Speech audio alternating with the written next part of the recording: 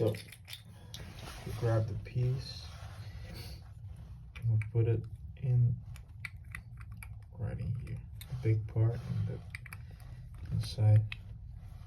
There you go. So again, the screw with the little thing, I don't know the name of this. Hold on.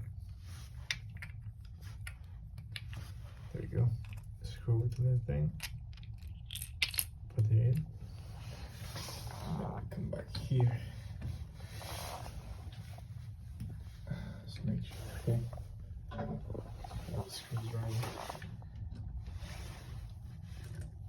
in. Make sure that the little metal thing stays in the middle. Okay? Grab with your hand. And then you're gonna choose if you have hot and cold water. You might want to use this one. Left for hot, right for cold. And this one has nothing. Just preference. I will put this one. Let's put it there. There we go.